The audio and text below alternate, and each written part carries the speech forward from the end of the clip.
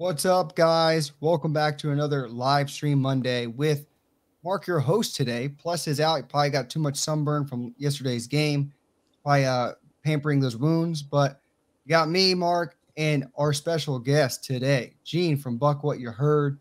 I get this guy. I give all credit in the world to getting Plus and I involved into the podcast, live stream, YouTube world.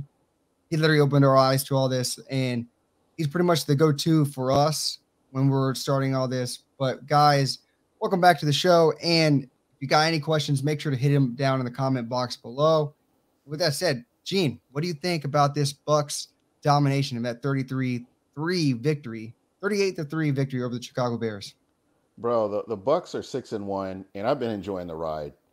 Since the Super Bowl, this has been a big celebration for me. I'm not so much worried about what the GMs do or what the coaches do.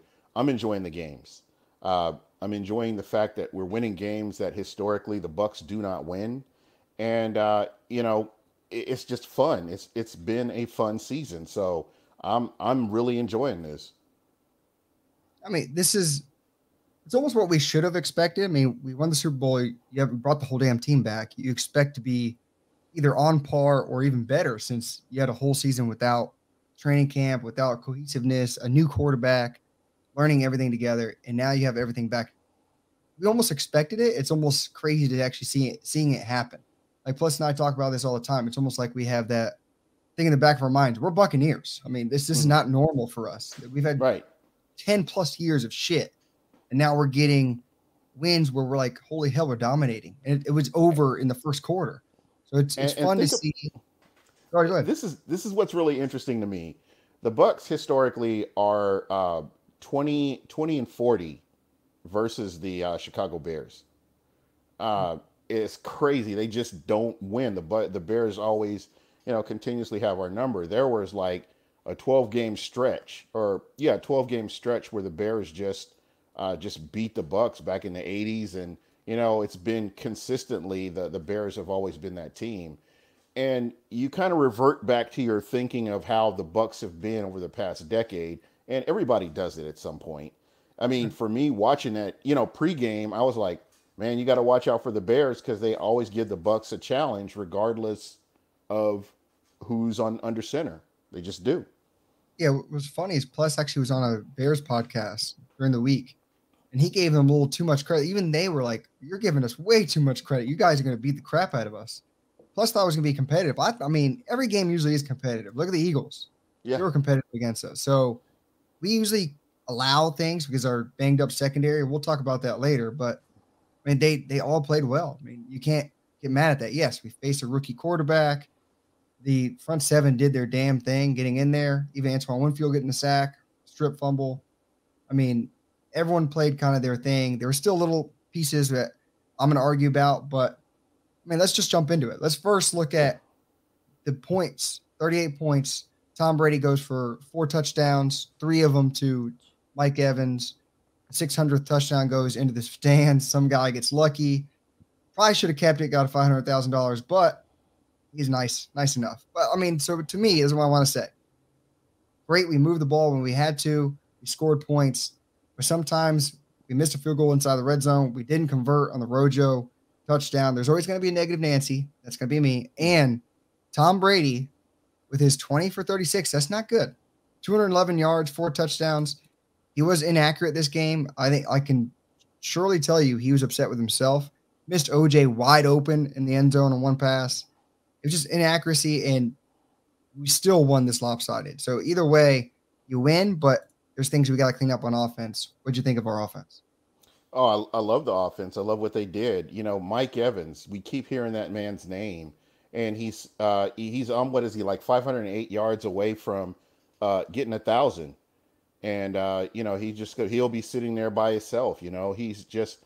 I think when Tom Brady broke the last record, the passing record, Mike Evans caught that ball, and it's just kind of fitting that Mike Evans is the one that catches the touchdown for that 600 passing TD.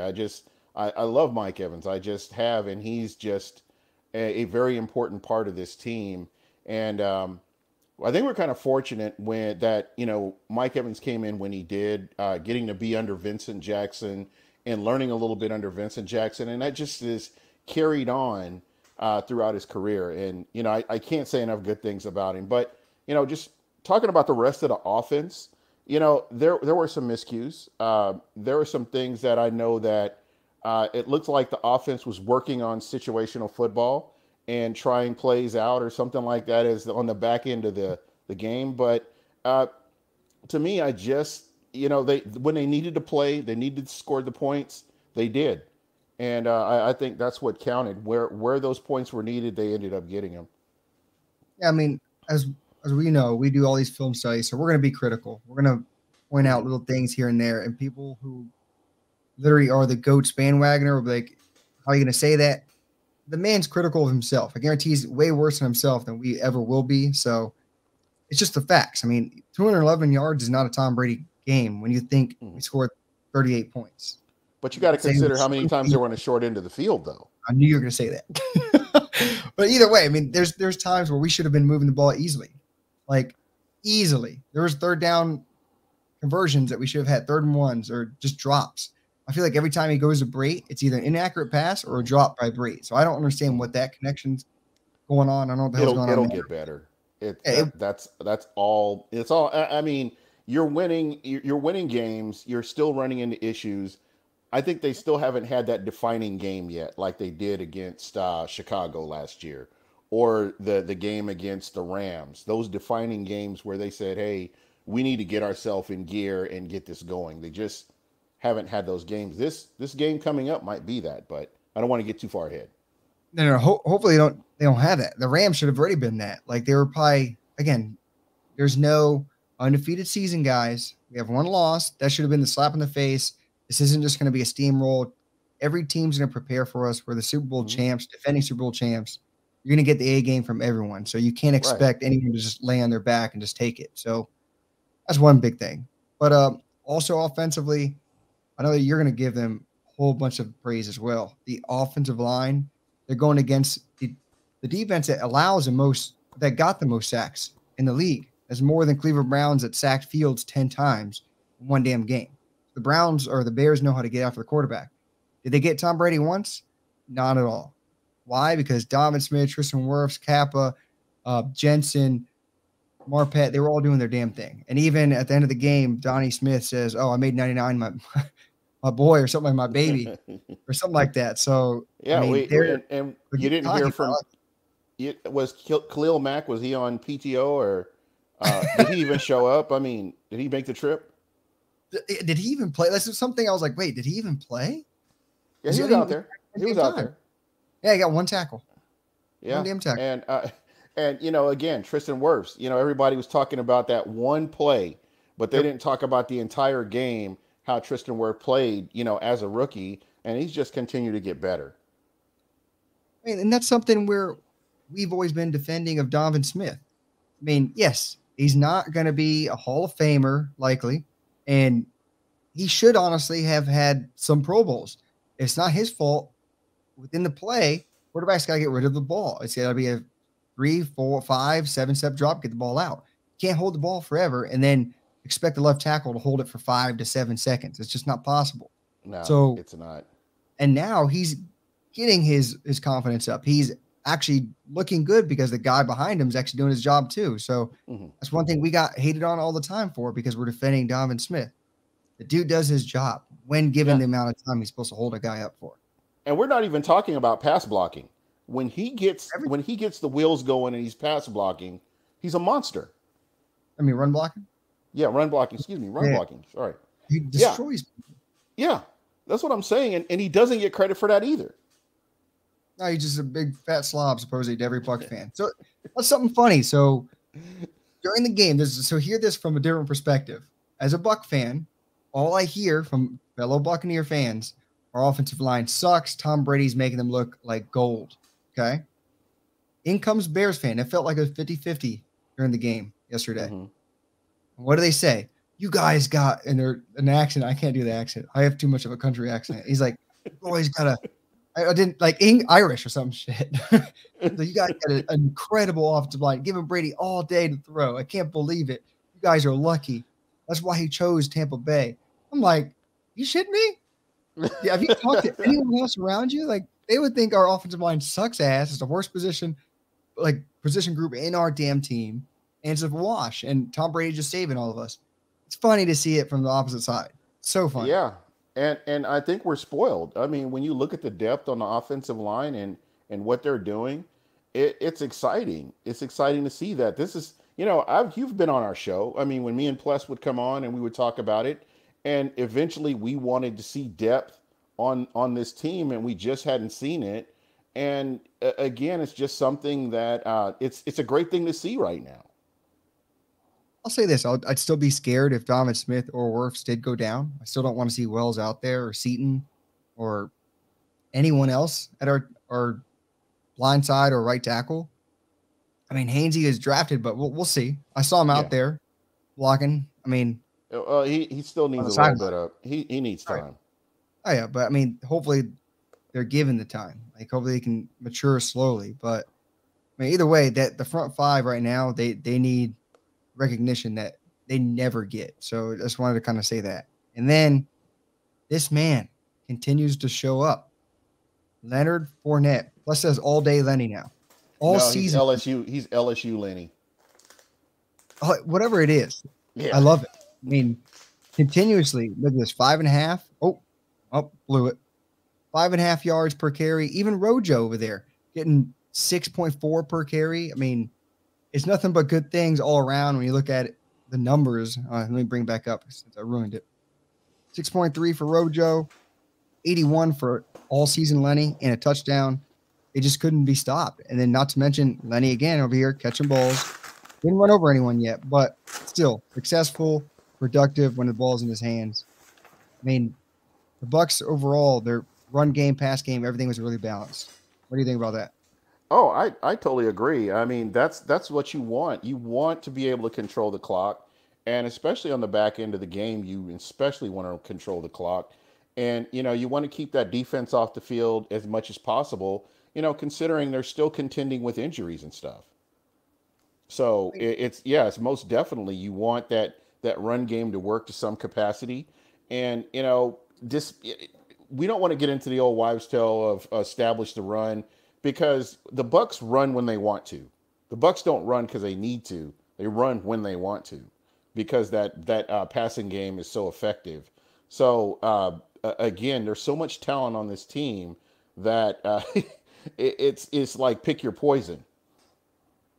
And so that's a debate. Like Plus and I have a lot of our running game. I guess it's actually cool that he's not here, so we can have this open discussion. So we both agree that you got to run out of formations that don't look like a run, whether it is an end around to Darden, which he did get and got 11 yards out of, whether it's the end around to Godwin, which they've done in the past. They've made him go in motion. They just don't hand him the damn ball. Or it's running out of shotgun where things are cleared out. So it's an easier read for the running back and pulling guys, space.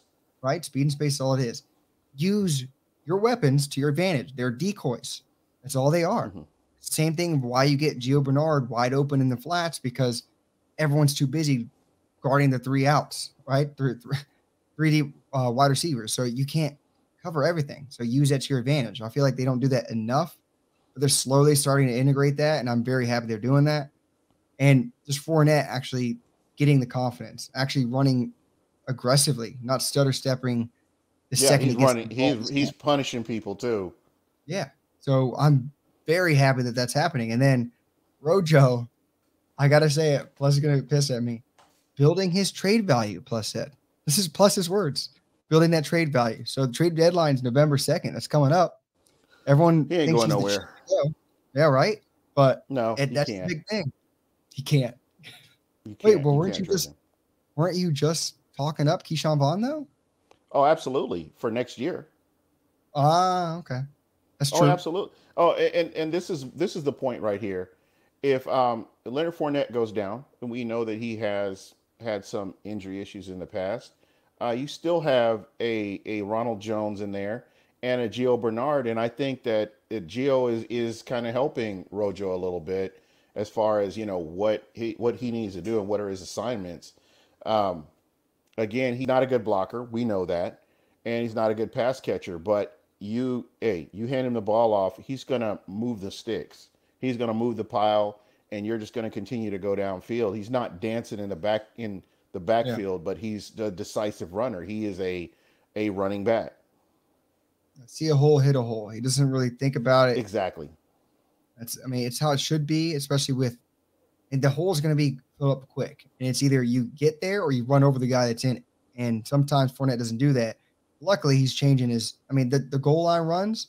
I almost felt like Fournette should have been in there on that 4th and 1 on the goal line. Well, Basically, I think, yeah, and we don't know if he's on a snap count or what they're doing there, or if they're just trying to eat clock, or there's a whole bunch of things that could be going on at that point. Um, I took it as they're not trying to run up the score. They're not running some sexy formation where they're trying to score on you. They're just running plays, and to me, that looked like situational football to me. Yeah. And so that kind of adds to this point. Andrew over here in the comments said they could have easily scored 60 points yesterday, just running the ball. Who called off the Hounds? Runners stoned at the goal line. I don't think so. Tim, I don't think he's saying Tom, but they could have easily scored 60 regardless. I mean, it was Right. 21-0 in the first quarter, not first half. I mean, they could have had 40 at halftime. It's a lot of it. I'm going to stay to this. I mean, Tom Brady wasn't the most accurate. I mean, that is not a Tom Brady day, even though it's 4 touchdowns. Call it how you see it. That was not a normal day for Tom. And I'm not making excuses, but Tom was on a short field a lot of the time. And Tom is not normally on a short field since he's been here, really. But it's like they were getting turnovers and they were playing on a short field. And I don't know. Does that affect you? Short field? Well, Yeah. with the use of the short fields, we scored. I mean, it's more. Don't get me wrong. He had some great ass throws, like the deep pass to Mike Evans, flawless, perfect. The throw to get Chris Godwin inside the 5 before Fournette actually scored the first touchdown, or the Mike Evans scored the second touchdown, flawless. I mean, perfect placement. I mean, he had some great ass throws, which he normally does, but it wasn't as consistent as Tom usually is. Usually, it's like 1 or 2 bad throws a game. This was like 8 to 10 almost. If it seemed like, I mean, some of them were even almost picked off. So that's the scary part about it. But if there's one guy I know that's going to clean up everything, it's Tom. And I feel like he almost was pressing in this game because he wanted to win so bad from last year. It was almost similar to what the hell happened in the Patriots game. He pressed because I got to win this. It's almost an emotional thing attached to it, right? Instead of a business like usual. That's when Tom maybe had a little something. Yeah. So again, it's one of those things that I know they're going to clean this up. We still have a lot of football to be played. The Bucks haven't even reached their the bye week yet. Big game next week, and the Bucks are going out there and winning games that they're supposed to win. And there are some, huh? I said, hell yeah, they are. They're finally winning the games they should win. Like the Dolphins, Eagles, Chicago. Those are all games they should have won. Yeah. Go ahead. Sorry to cut you off. Oh no, you're fine. You're fine. No, I like what I'm seeing out of the Tampa Bay Buccaneers, and I don't have like these super high expectations that the Bucks were going to go undefeated or the Bucks were just going to run everybody out of the gym. And you mentioned this earlier. Everybody the Tampa Bay Buccaneers will face, they're looking at it as we're facing the defending world champions. We're going to go in and punch them in the mouth if we can. And that's the mindset of every single team that the Buccaneers are going to face this season. And we have to enjoy being the defending world champions and being able to go out and play and only losing to a team that's favored to make it to the playoffs in the Rams.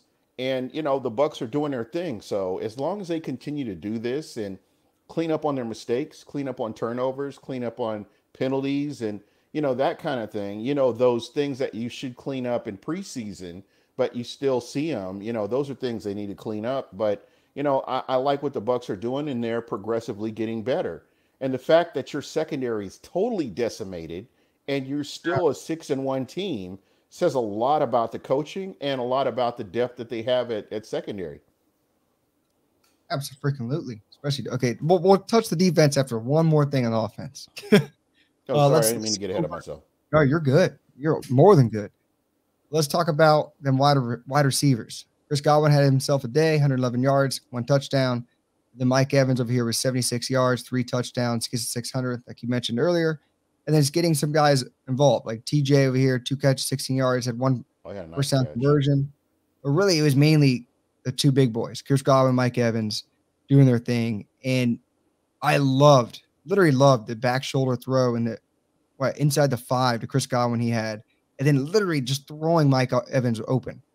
Like the one that was back shoulder fade, he threw it before any of the receiver or defensive back were even ready. He's just throwing guys open. That sometimes with that, damn it, Brady, what the hell? Like, how are you a wizard like this? So, yes, I love Tom Brady. Don't get me wrong. I'm just very critical when it comes to finding those little areas that we need to fix going into the playoffs, because this is a playoff team. Super Bowl contender is what we should be, not just, oh, we're trying to win games. Big difference. Yeah, absolutely. I've looked at other teams that continually go to the playoffs on a regular basis, and they're happy just to be in the playoffs. The fact that the Bucs have gone to the Super Bowl, they know what's possible. Their focus is they're all in right now. This is what the Bucs are going to do, and I know with Tom Brady under center, they're going to continue to get better. I mean, I can't wait till we get to the defensive side of the ball. But with offense, I'm happy with what they've done. They've done what we expected them to do this year. They've carried the load at times, with all the injuries. They've carried the load. So I'm good with where they are, and I think they're going to continue to improve. I mean, especially with all these young guys getting time and just reps, right? Mm-hmm. I'm going to plug my computer in real quick. Yeah, good. So I'll address this question really fast. MD Peel, are the 2021 Bucs comparable to the 07 Pats? So to me, when I'm looking at this, I'm thinking, I see Randy Moss, Wes Welker. I think we're just so more well-rounded, and guys aren't. I mean, you would think Mike Evans would have had a Randy Moss season this year. I guess he's looking at on the touchdowns, but the yards aren't there. He's probably still going to get a 1,000-yard season. To me, it's more, we're just so damn well-rounded. Tom Brady may break every record in the books possible. But if you go right now and look at everybody's stats, if AB were playing, I'm sure they would all be the same. Yeah. The yards are all balanced out. The yards are if you look last week, I think there was like 11 yards difference between all your top 3 receivers. But if AB gets in here, these players are all balanced out, and I really believe that they're going to get their touches as the season goes on, and we have a lot of ball to be played, to be honest. So this is going to be great to see how they progress with this. So let me ask you this, guys: who do you think is the leading receiver for the Bucs right now? Who has the most yards? Who do you think? Gene, who do you think? Guys in the chat. I would say Chris Godwin. Chris Godwin's your answer? Chris Godwin is the answer. 520 yards for Chris Godwin. Look how close this is. 520 Godwin, 418 AB, 496 Mike Evans. Yeah, that's what I was saying. They're balanced. Season, all 3 of them probably going to get 1,000 yards. So it's insane. I mean, Fournette's over here 222. Think about it. They're spreading the ball around. Right? So it's awesome to see when you see that. Like, that's why I was kind of saying Randy Moss had such a massive season. Wes Welker had catches. I don't know if he had the crazy yards that Randy Moss had. But, I mean, it's just so spread out. It's not just one guy is balling out, but Brady's just putting up numbers left and right. I mean, this is ridiculous. 21-3, 7 games in. I'll take it. Yeah. 67 completion percentage. I'll take it. Seats taken. So you think he goes over 5,000 this year? I think so. I honestly think so. And that's going to be what? His only second time doing that, I think. Yeah. Didn't he get it? He hit it last year, didn't he? No, he had 4,600. Yeah, he had that 5,200 in 2011. So that's only the first time he did it. Yeah. Okay. So, I mean, he's going to do that with an extra game. Our offense, the way it's humming right now. Like, I mean, Brady, the stereotypical spread the love. Tom Brady spread the love. I think Andrew Zanis hit the nail on the head. 9 receivers yesterday. Nine different receivers. I love it. Yeah. And again, it's like, that's a defensive coordinator nightmare right there. They're like, who do you focus on? What do you focus on? And you've got somebody that can distribute the ball. That's a problem. You got the best game manager in the league for the past 21 years. So, yeah, I'll take that. And then you have weapons up the ass all over the place. And it's pick your poison. Where are you going to go? You don't know. I mean, and then OJ Howard only had 1 catch for 9 yards after a game where he blew up like 6 catches almost. Yeah, right. I mean, he did have that wide open area. Yeah. Tom Brady missed him. I'm gonna say it again. But hey, here's what it is. We still won the damn game, slaughtered them 38-3. I'm being a stickler, guys. Call me out on it if you want to, but it is what it is. Bro, you got to enjoy this. You will never see anything like this again. Oh, yeah, I am. I get what you're saying. I get what you're saying. And I mean, when you had a team where you had a suspect quarterback and you didn't know what you really had on your offense, it was different. But you have somebody now, you're always in the game. You're always in the game. So you better check your sheet. Hey, I know we're in every game. Tom Brady's going to do his thing. Everyone knows that. It doesn't matter if you're a Buccaneer fan, a Cleveland fan, a Bears fan. You know what Tom Brady has done over the course of his career consistently. I love seeing it. I'm loving the ride. That's just the part of me that is just that's what we do. We break it down. We break down the film, and there's never going to be a perfect game. But if there's one guy to do it, I think Tom Brady would be it. Let's just be honest with that. That's why I was even thinking this slim of hope that maybe 17-0 was a possibility. You never know. Probably wasn't.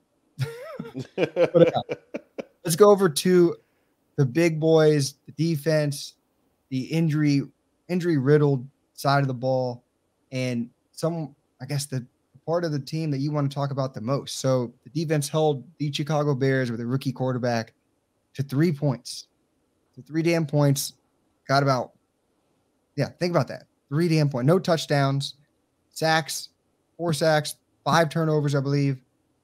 Lit it up. So I'll let you take it away. What do you want to talk about with the defense? How good were they, and where do you want to hang their hat?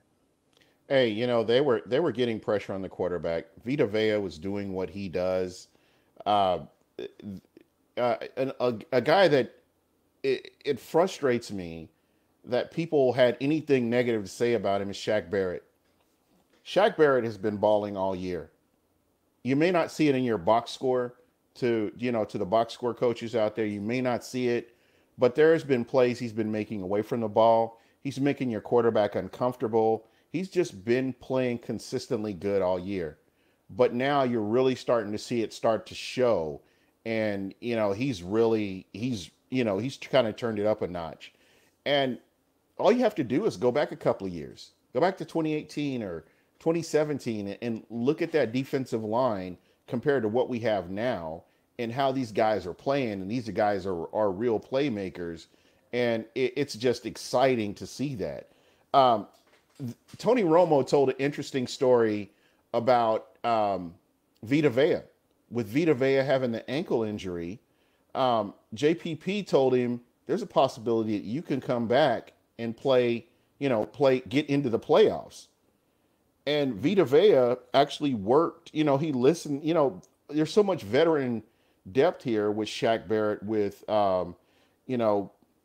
Shaq Barrett and JPP and players like Lavonte David, that these players are really benefiting from them. But it's kind of getting back to my point here. Just the defense all was very well rounded. I loved the play of Devin White as well. I thought Devin White did a great job, just how he played. And when we look at where he was last year compared to where he is today, he's really made some huge steps. So shout out to that D-line and the linebacker core. Kevin Minter, and I know you saw plays from Kevin Minter, but people weren't happy with the move bringing him in, but it's paid dividends again with the injury to Lavonte David. No, I mean, I'll say this. So the defensive line, they truly did ball out. Like we hear TV12 man said, I mean, give credit to JPP, all the haters out there. The dude did it with one damn hand. He had 2 sacks with one hand. He knocked And a the ball shoulder. out with And the club what do and you a have the rotator cuff tear in his hand too. He punched the ball out with the club and got a sack fumble. And that was recovered. And then I don't know what the hell Shaq Barrett was doing. I don't know how that wasn't a flag. It was an intentional lateral behind his head. It went like 10 yards, and then Devin White almost ran it in. But like they were balling out that front seven. Yeah, the unsung heroes, Vita Vea, Plus and I talk him up left and right. He was our guy in the draft. Mine too. Remember, it was freaking phenomenal. And this guy's done nothing but produce every year. He just doesn't get the numbers. But he's a guy throwing guys around, having guys like JVP, Shaq, Joe Tryon-Shoyinka all benefit. Devin White, Levante, who's behind him, benefit. Sue is another guy right here, MD Peel. Another guy who makes plays, but just being in the mix. He's tossing guys around. Yeah. You wonder why we're so good in the running game. I'm glad we didn't do that well in the running game because we're being more balanced now.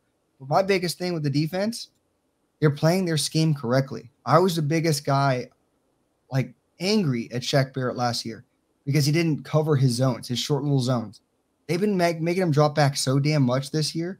He does it perfectly with, like, flawless precision. And that's what people don't see. They don't see the sacks. Like, oh, he's not producing. They've asked him to drop back so damn much. And every time he does, he's in the right spot.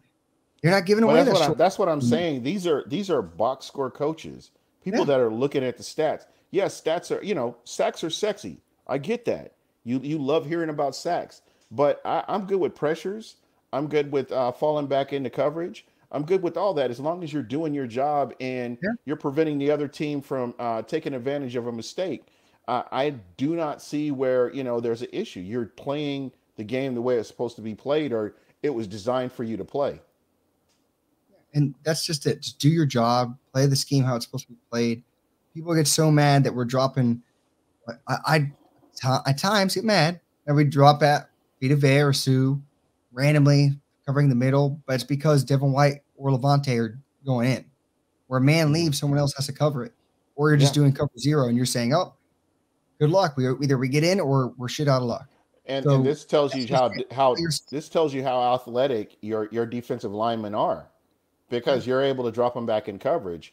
JTS running down, I forgot who he ran down yesterday, but just the speed. I think it was the quarterback, wasn't it? I think it may have been. He got Herbert from behind. I think he got Fields from behind too. Yeah. So, again, just shout out to Jason Light for the talent evaluation and the rest of the coaching staff, but getting the right guys in here, and they're all flourishing under this system. I just love the cohesiveness of it. And like you mentioned, Kevin Minter filling in. Yeah, he filled in outstanding. Kevin Minter over here. Kevin Minter filled outstanding. The thing is, he did that well. There's a huge leaps and bound difference between him and Levante David. It's astronomically huge. But the guy just did his job. Levante is the one that causes fumbles, has potential to get interceptions, like game-breaking plays. Minter's just doing his job. That's all we really needed him to do in this little span. If he comes back, I think MD Peel was saying it earlier. I mean, almost everyone on the offense, here it is. I think it is. AB said Gronk, David, and possibly Sherman could be back this week. That'd be insane. Oh, you know they're ready for this Saints game. This is a division game.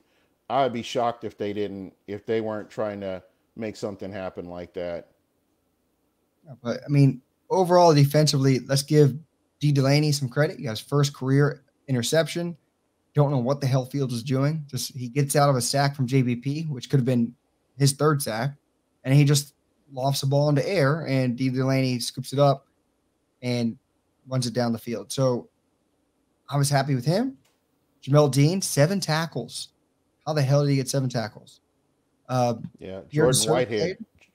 Whitehead, I love Whitehead in the box. Plus and I've been calling for him to be that 4th linebacker.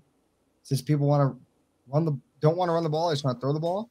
Mm-hmm. Have him be that extra linebacker where it's a short pass ability. Take away that short pass and don't go all out against the run no more. Just have Whitehead kind of be that short little area where he can be a linebacker and drop back at the same time. But go ahead after I interrupted you. Oh, no, you're fine. You're fine. Just looking at some of these things, Devin White, 10 tackles, 8 solo. I mean, 1 tackle for loss. He's balling. Antoine Winfield Jr., gets a sack and a forced fumble. I mean, this is the kind of production you want. And you can say whatever you want to about the Chicago Bears, they're short staffed or whatever.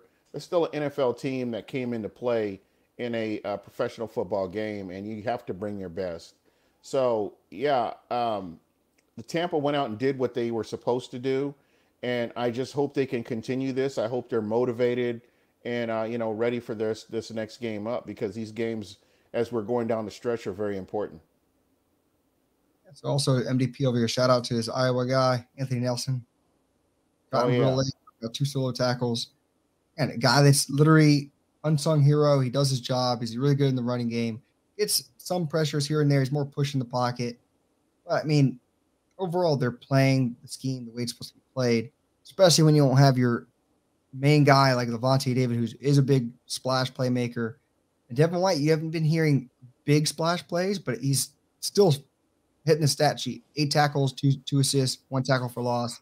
May not be getting the sacks everyone wants, but he's still doing his job. Again, those are box scores. That's all tangible stuff you're talking about. But when you look at the game overall, like you guys break down the all 22, you guys look at more plays away from the ball than you do where the ball is. And folks, I always encourage this. If you're watching the game and you're really trying to learn a little bit more about it, look at where players are lined up away from the ball and look at who they match up against, and just kind of keep an eye on certain things and not always look where the ball is going. I know that's part of the game, and we're like programmed to see where the ball goes, but it makes the game a whole lot more interesting when you can look at a scheme and see how people are lined up. If they're in like cover 3 or cover 2 or single high safety, it just depends on what the play entails. But it makes the game so much more interesting when you can look at things away from where the ball is or where the play is, because there are certain things that do set up the big play that we may not see because people are focused on where the ball is. Absolutely. And it's you get even more heated in the game, because like you'll see little things that you're like, why the hell did they do that? Like, or why did that guy not complete the play? Why did he not continue moving on? Like a wide receiver stops in a route or cuts a route short, or a wide receiver's blocking your defender. Like a natural pick. No, it's not a natural pick. He literally grabbed the guy and pushed you out of the way. So you get mad at these little things where you're like, otherwise, and a casual fan like, oh, it's a huge gainer. Yeah, but they didn't cheat. Like the Rams did against us left and right. I've got pissed as shit. And you see Lavonte David scream at the refs and nothing. But that's a loss. Let's move forward. Yeah, there you go. But overall, Bucs defense, they're doing their thing. Defensive line seems healthy, getting healthy. JPP, love the club. Can't wait to everyone's full force on that side of the ball. I mean, let's see if Sherman comes back. He was a damn coach. He was a coach. How did you feel about that? I mean, having a guy, and I had somebody question Sherman's intelligence, and I'm like, the dude went to Stanford.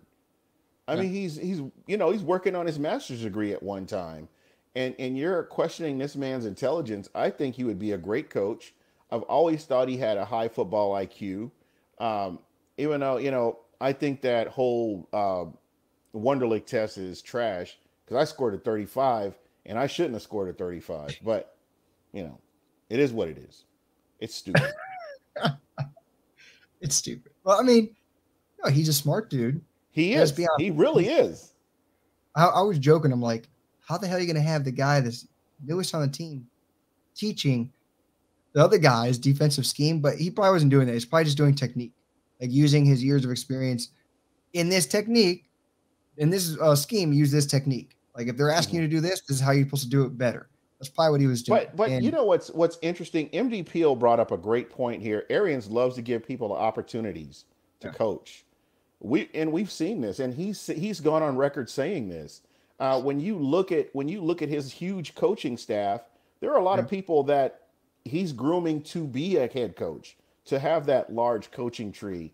And he's another coach. That's another facet of the Buccaneers team organization that we may never see again somebody like a Bruce Arians that's able to come in and do things like that. When we look at all the gross mismanagement that we've had to deal with over the years, and you look at where we are right now, you have to really appreciate this. And I know I keep saying that, sound like a broken record, but I'm serious. This is big because we've never experienced this. This is unprecedented.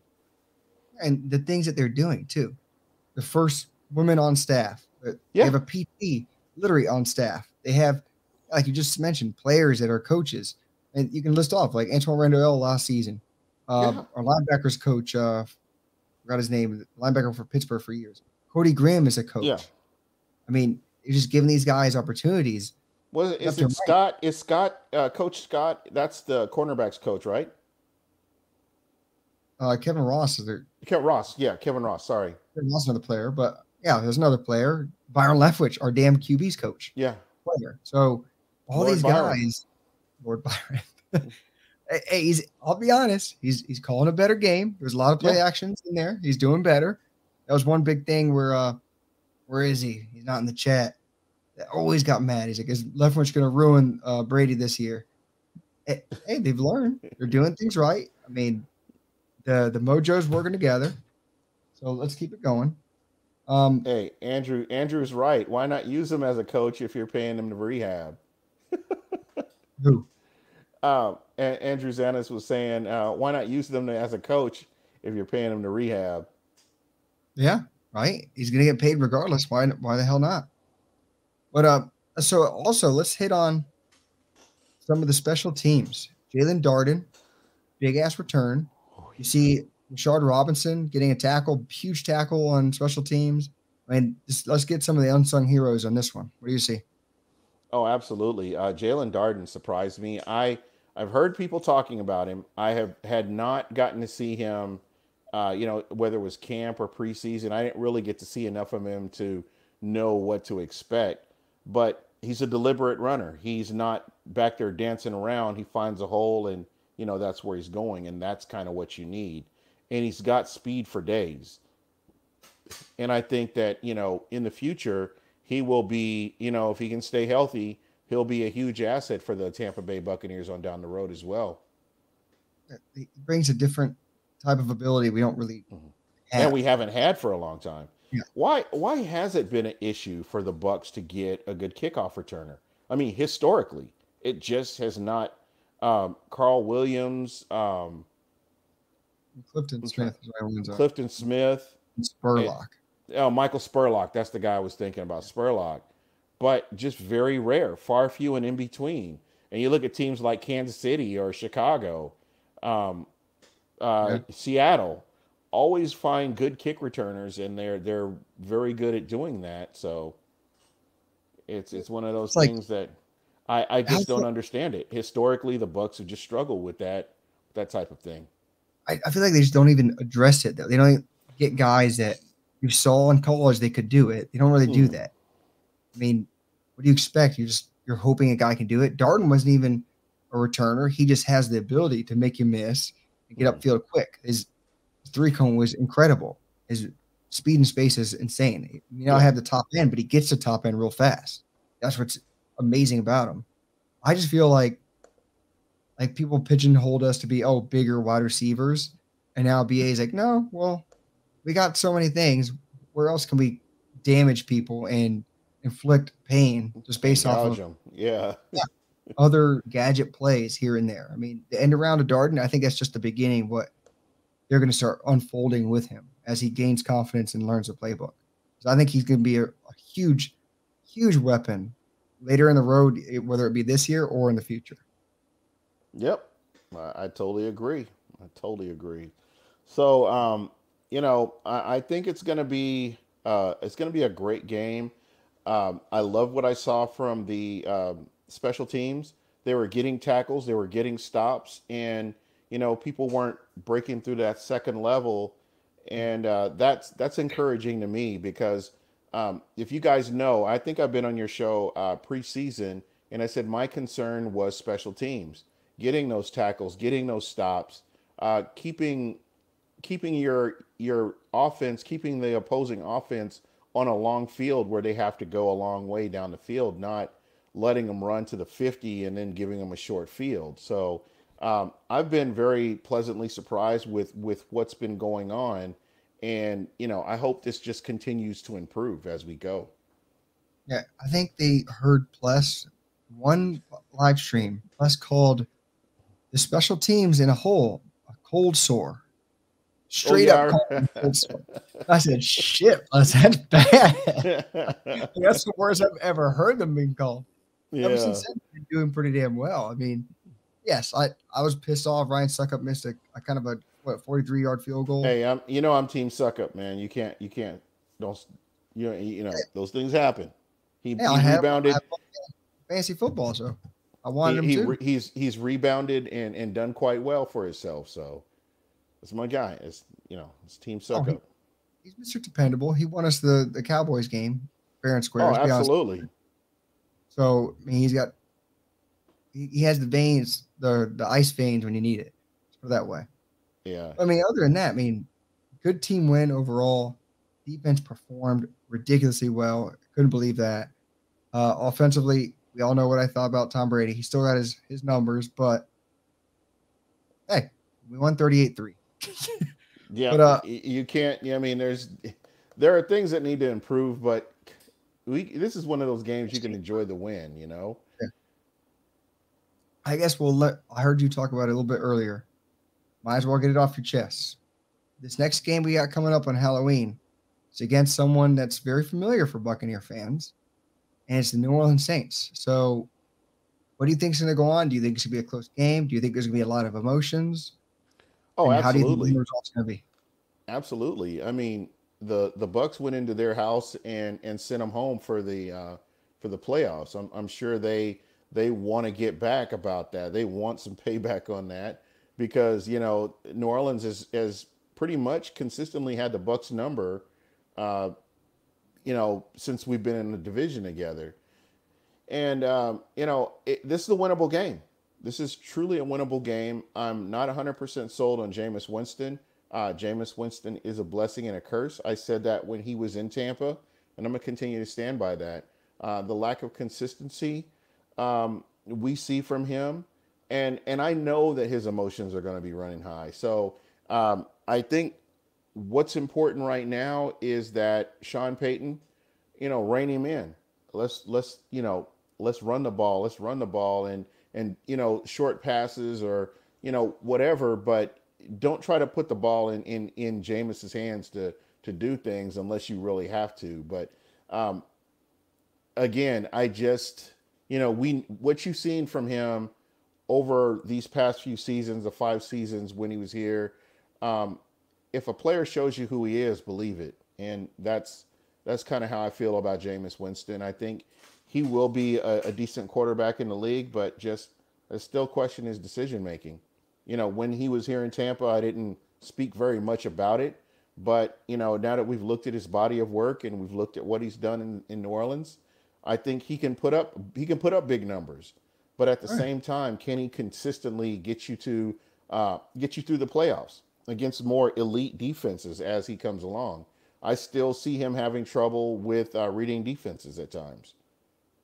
The thing is, could you expect him to win 4 straight games in the playoffs to get you to that ring? No. That's the thing. Against the top of the top defenses or game planning against you, could he do it 4 consistent games? And that's where it's like, that's where the big decision came. Like, can they expect him to do that? Probably not. The Saints now, they're trying to do the same thing because whether you like it or not, he does have every ability that you want in a quarterback. Absolutely. So I expect him. And again, we were all on board with Jameis Winston when he was here, and Jameis Winston arguably has almost every measurable passing record that in Bucs history. Just being here, just with what he's done, and you can't take that away from him. He is a good quarterback, but I just question his decision making, and I just don't think he's that guy. Yeah, well, let's be honest. I think he's still going to put up yards against our defense. The injury-riddled secondary, whether Sherman plays or not, he's still He came off the couch. He got hurt in his first game back. If he does play after getting hurt, Jameis Winston knows our defense as well. So there's things that can help him out, but still, he's going to force the ball. We're going to force issues. He may have a 450-yard game, but with like 3 or 4 interceptions. You don't know. You just don't know. Bud Cannabis, what's going on, man? Yeah, I love Bud. Bud's in there. Bud, he knows his football too. I love talking with him. All right. If we shut that down, we'll own him. Yeah, I mean, but the thing is, Kamara's over 100 yards, I think, right now. Let's see what's Pro Football Focus saying. Please let Kamara get shut down. This time, you know what? Put all hands on deck, stop on the run, stop their stupid little screen passes, and make Jameis Winston beat you. I mean, that's going to be the big storyline. He's probably going to put up numbers, I just said, but let's see. Oh, yeah. Let's see what happens. Yeah, and I think this is a different game if you have Russell Wilson. Geno Smith is definitely not the answer. Cam Newton should have been – they should have been on the phone with Cam Newton at least. Just mention that. It's crazy. But, I think eventually I'm seeing Cam Newton will end up on a team this year somewhere. And just how I see it. What's still crazy is so Zach Wilson went down in the Jets, and they traded for Joe Flacco. Flacco. I know. Right? That guy is so washed. I don't know. I don't know. I don't understand it. The guy was an MVP not that long ago. But maybe they just don't want the clashing heads with their top pick. Don't let them think, there's going to be a competition because Joe Flacco is just so washed, I guess. I guess that's true. All right. So, Brilland in the chat. Sorry I'm late, but Brady this week, boys. Holy shit burgers. All right. Well, from what it sounds like, people think I hate Brady, which is totally not the case. Yeah. There's little things you need to clean up in this game. You could have had even more. Cam is a broken quarterback. I think he's talking about Cam Brate for a moment, but yeah. Newton. Yeah, Cam Newton. But Alvin Kamara has a 109 yards receiving. Yep, I just saw that. Yeah, because how many screens are that? Jameis Winston has 27 yards rushing. He's like 2 yards behind Kamara. Yeah, but that's not the same Seahawks defense that we saw in years past. So it is what it is. I mean, I guarantee those are all little screen passes, short passes. I mean, 8 catches, 109 yards at the half. That's insane. Yeah. That's their offense. Just shut him down, put Devin White on him, and let's see what else they can run. Oops. Yep. Because I'm looking. Yeah. Marcus Callaway. Yeah. Alvin Kamara is the offense. Yeah. I mean, good luck. It's not just that. It's interesting when you look at McCaffrey, Christian McCaffrey.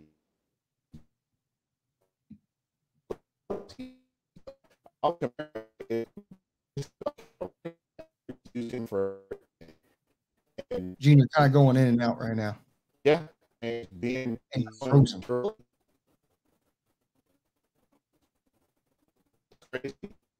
I think he was talking about Kamara and Christian McCaffrey. I think it was more the receiving threats and staying healthy because Christian McCaffrey can't stay healthy at all. I just don't know how many more years he has left. He can't stay on the field. And I see the same thing with Julio Jones. Same thing. Yeah, you were going in and out. Were you talking about McCaffrey staying healthy? Oh, sorry. Yeah, Christian McCaffrey. Can you hear me okay? Oh, no, it was just more, I guess the internet connection kind of went in and out. Oh, sorry about that. You're back now. Okay, yeah. It's just been Christian McCaffrey. You can't keep him healthy. And he's one of those guys. He's not – I don't think he'll ever be like a Alvin Kamara. Alvin Kamara is kind of unique, and he's a lot more durable too. So they're able to utilize him in a different way, and they make it work.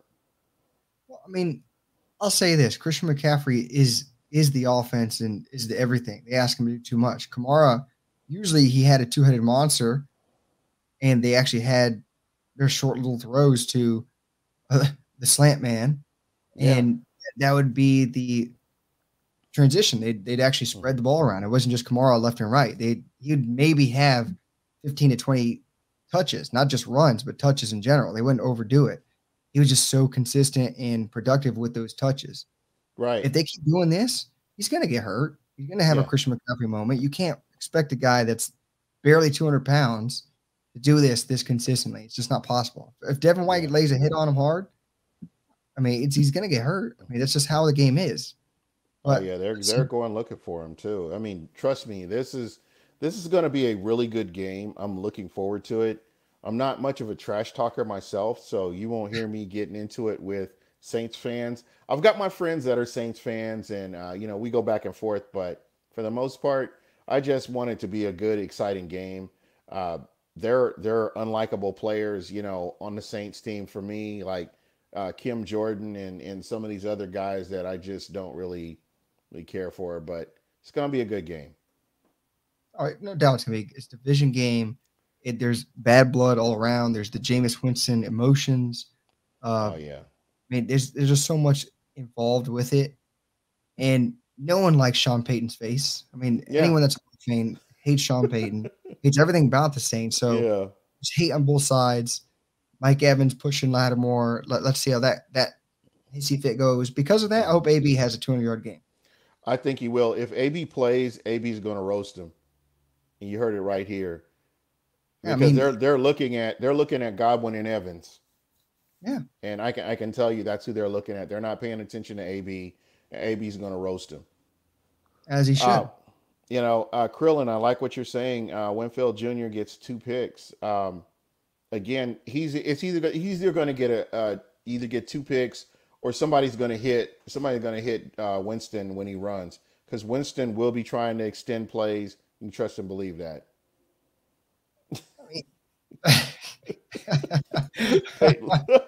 You saw it too. Oh, hell yeah, I saw that. But hey, I don't like Sean Payton's face. Just something about his face. Yeah, I just want to punch him. I'm gonna go ahead and say it. I can. Yeah, I'm sorry. I hope I don't mess with your sponsors or anything, but yeah, I'd punch him. Yeah, well like when he grabbed hey, the long 4.0 guys, Manscaped, use it down below. Real Bucks Talk.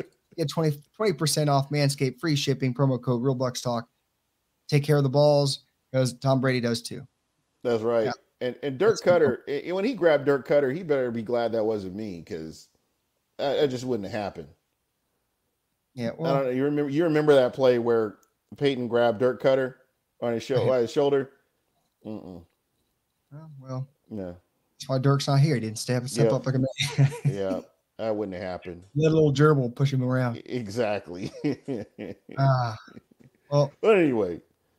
Yeah. Other than that, Gene, let everyone know where they can find you. We're hitting that 1 hour mark, and I'm being too loud. The baby's probably gonna wake up. Yeah. But let everyone know where they can find you, where they're gonna find your work, and you always see me lurking around Bucks Report somewhere. Be sure to check me out on Buck What You Heard. I'm on Wednesdays at 7 p.m. Eastern. I will have Bob Rose on from Sports Illustrated. He does cover the New Orleans Saints, so we will be talking in depth about the New Orleans Saints versus the Tampa Bay Buccaneers. Be sure to check it out. The phone lines will be open on the back end of the call.